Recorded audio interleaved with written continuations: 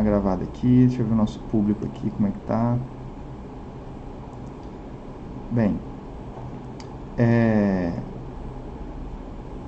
vamos aqui então para a gente falar aí do triângulo órtico, tá? Gente, qualquer dúvida me interrompa aí a qualquer momento, né? Então, o principal resultado ali, né, sobre o nosso triângulo órtico é esse aqui, ó, tá? A proposição 8.12, tá? Que um quadrilátero ele pode ser inscrito em um ciclo somente se possui um par de ângulos opostos suplementares, né? Suplementar significa, né, a soma ser igual a 180, tá bom? Que é isso aqui, né? Então, se a gente está diante de um triângulo, de um quadrilátero em que esse ângulo mais esse é 180, aí o quadrilátero já é inscritível. A gente já pode imaginar que tem uma circunferência passando por ele aqui, ó, tá? E, bem, em particular, gente, se isso mais isso dá 180, esse mais esse já vai dar 180 também, tá? Porque a soma dos ângulos internos de um quadrilátero é 360. Tá? Então, se esses dois aqui, ó, já dá 180, os outros dois vai dar também. Tá? Então, é um critério, e esse somente se, né? Então, isso caracteriza os triângulos, os quadriláteros inscritíveis. E aí, o que é que eu quero dizer para vocês? Em particular, tá? Em particular, o que é que acontece? Então, eu só estou preparando, né, para a gente entender lá a demonstração que eu vou fazer para vocês, né? Que a demonstração ela é rápida, o problema dela é esse pré-requisito aqui, ó, tá? Então, em particular, gente, se eu tenho um ângulo reto aqui, ó, né, um ângulo reto aqui, tá? E um outro ângulo reto aqui, ó. Deixa eu vir para cá assim, ó. Digamos que aqui assim, ó. Apagar esse aqui. Então, isso aqui é reto e isso aqui é reto.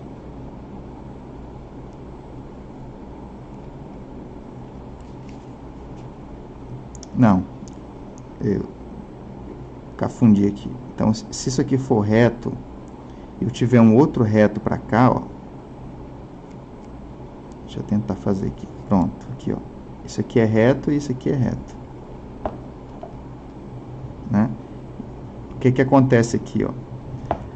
Isso aqui é um caso particular daquele resultado, né? Que aí, se esse é 90, esse 90 a soma dá 180. E aí, esse triângulo aqui, ó, ele é... Esse triângulo já, esse quadrilátero, ele é inscritível. Então, né, esse aqui eu posso imaginar aqui uma circunferência aqui, né? Passando por esses 4 pontos aí, ó. Tá bom?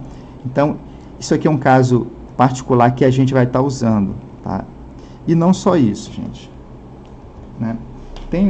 Agora eu tenho até que ver se o nosso livro ele tem essa característica aqui,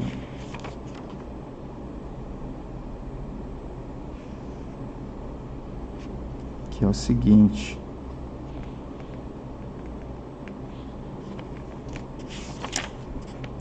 não tem um resultado. Tem um resultado aqui que não tem aqui no nosso livro, que aí eu vou estar... eu teria que estar provando para vocês, tá? Que é o seguinte: isso tudo aqui por causa de uma, né, para provar lá o triângulo órtico, né? A propriedade do triângulo órtico.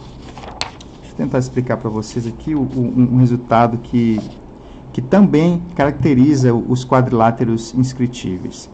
Então, é uma situação que é parecida com essa aqui. Então, que seria a recíproca, gente, desse resultado aqui, ó, tá? Que seria o seguinte.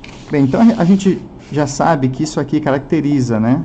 Se eu tenho 90 e 90, ou, né, se eu tenho dois ângulos aqui somando 180, eu posso imaginar uma circunferência passando pelos 4 vértices do quadrilátero, e se eu traço as diagonais do quadrilátero, né, aí a gente cai naquele resultado lá que esse, né, eu posso dizer que esse ângulo aqui, ó, é igual a esse aqui, né?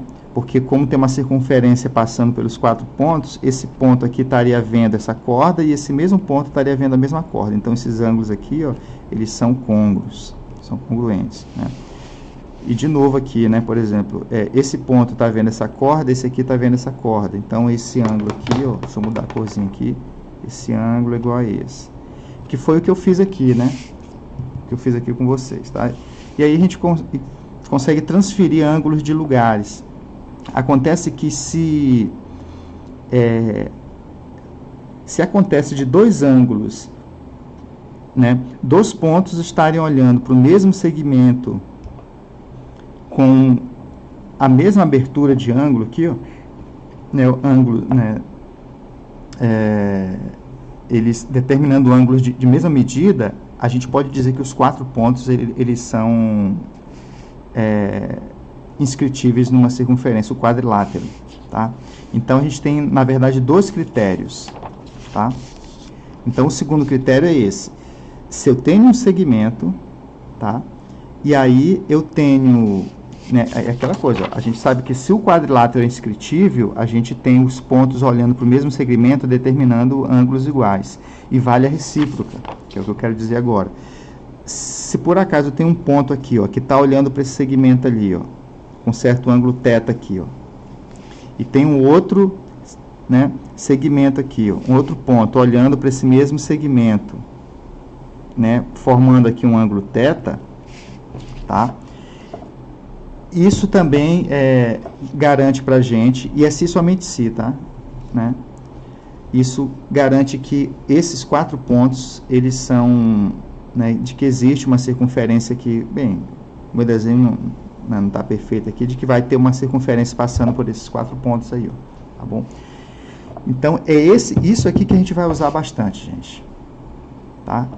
E aí, em particular também, olha só, em particular, se a gente tem 2 ângulos de 90 graus, né, não que a soma tenha que ser 180 aqui, tá, gente? Basta que um ponto esteja olhando para um segmento, né, 2 pontos estejam olhando para o mesmo segmento, formando o mesmo ângulo. Então, em particular, se a gente tiver aqui, ó, 90 graus aqui, ó, 90 graus aqui, ó, esse ponto aqui olhando para essa hipotenusa aqui, ó, tá? E eu tenho aqui uma outra hipotenusa aqui para cá, ó, né, 90 graus aqui, ó, beleza?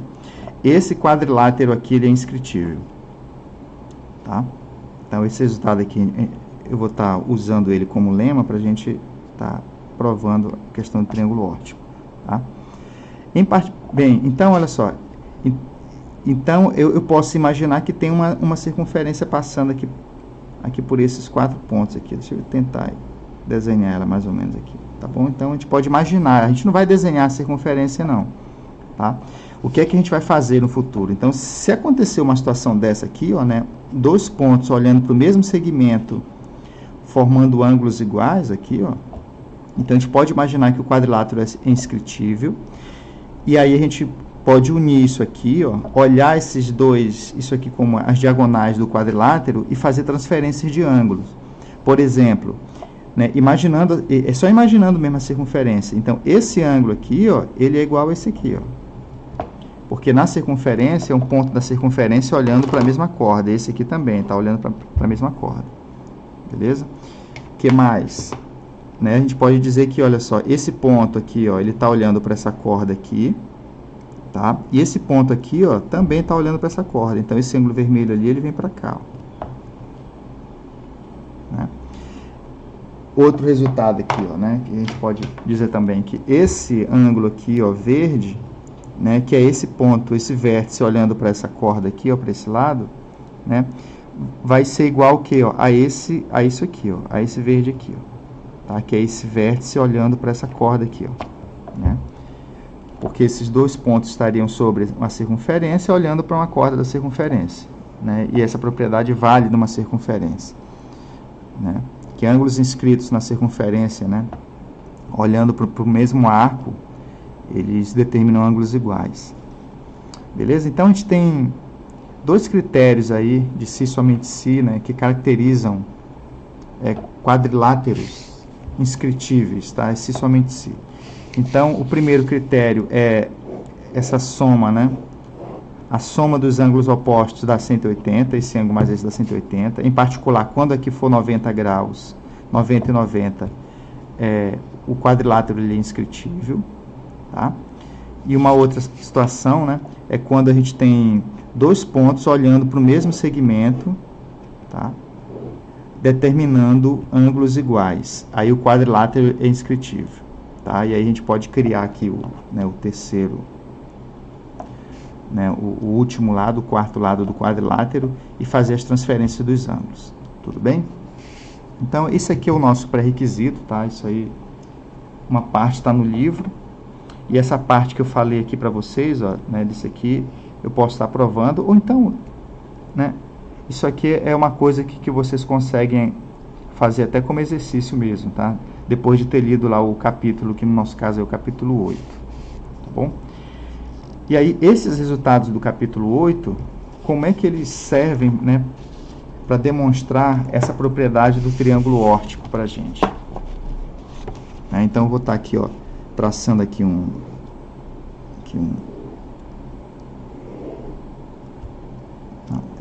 isso aqui ficou meio 90 graus, não vai funcionar muito bem, não. Deixa eu desenhar esse ângulo aqui um pouco mais. Aqui, tá? Então, eu peguei um triângulo. Eu vou traçar aqui as quatro alturas dele, aqui uma altura, aqui a outra, tá? E aqui a terceira, né, que vai passar por aqui, tá? E aí eu vou criar aqui o nosso triângulo órtico. Aliás, eu vou criar o triângulo de azul mesmo. Aqui o nosso triângulo órtico é esse, azul já, acabou sendo verde. Tá? Aqui é o nosso triângulo órtico. Tá? Vou dar nome aqui aos vértices, né, aos pontos. Vou botar aqui ABC. Aqui, vou botar aqui, ó, PQR. Beleza? Os pontos aí, ó. Então, vamos começar a brincadeira aí, ó. Tá? Bem, isso aqui é uma altura, né? Isso aqui é uma altura, então eu vou botar 90 graus aqui para os dois lados. Para cá e para cá, ó. Para cá e para cá. Tá bom? Então, a minha primeira afirmação, gente... Bem, o nosso objetivo é qual? É provar que esse ângulo é igual a esse, que esse é igual a esse, que esse é igual a esse aqui, ó. Tá bom? De que essas alturas do triângulo azul são bissetrizes para o triângulo verde. Tá? Então, a minha primeira afirmação, gente, é o seguinte, ó. Esse quadrilátero aqui, ó, o ABRQ, ele é inscritível. Tá? Ele é um quadrilátero inscrito numa circunferência. Por quê? Porque, olha só, esse ponto R, ele tá olhando para esse segmento AB sob um ângulo de 90 graus. Tá? E o Q também, ó, o Q está olhando para o segmento AB sob um ângulo de 90 graus. E aí, então, quando a gente tem dois pontos olhando para o mesmo segmento, formando o mesmo ângulo, tá? O mesmo ângulo, a gente tem que o quadrilátero ele é inscritível. Beleza? Então, esse quadrilátero aqui, ele é inscritível. Então, se ele é inscritível, aí vocês têm que ter, né, agora uma tarefa aí de perceber que esses dois segmentos aqui são as diagonais desse quadrilátero, tá? E tem uma circunferência passando aqui por esses quatro pontos aqui, ó, tá? Por esses quatro pontos aí. Então, essa circunferência que passa nesses quatro pontos, a gente pode fazer transferências de arcos, por exemplo. Tá? Então, por exemplo, nessa circunferência aqui, ó, que está passando por aqui, ó, esse ponto da circunferência, que está determinando esse ângulo aqui, ó, tem que ser igual, ó, então esse ponto aqui, ele está olhando para essa corda da circunferência. Tá? E esse outro ponto dessa circunferência está olhando para essa mesma corda, então esses ângulos são iguais. Ó. Aí, ó. Beleza? Então, é esse tipo de transferência que a gente vai estar fazendo. E eu só vou repetir esse processo aí, ó. Beleza? Né? Então, o que foi que eu fiz? Ó? Eu peguei, então, esse lado aqui do triângulo azul se envolveu com esse lado do triângulo verde para formar um quadrilátero inscritivo. Agora, a gente vai girar isso aqui, ó. Esse lado do triângulo, tá?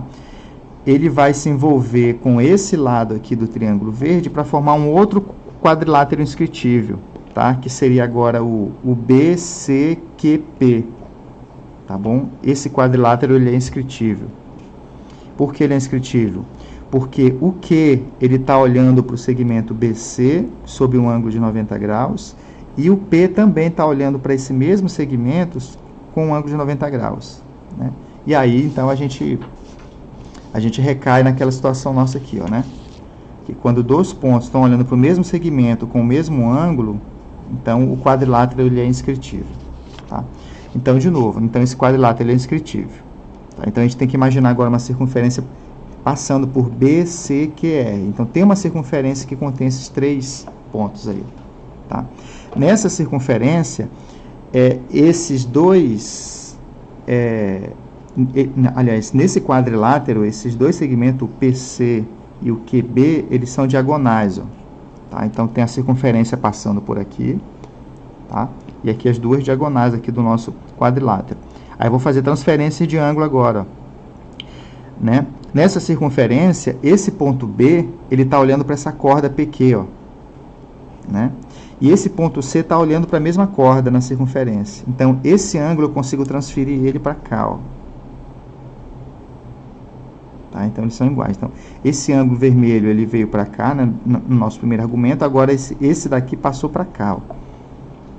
Tá? E agora, né, no nosso último argumento, eu vou pegar esse ângulo aqui e passar ele aqui, ó. Ele vem para cá, para o ladinho aqui, ó. E aí, a gente prova que esse ângulo é igual a esse. Tá bom?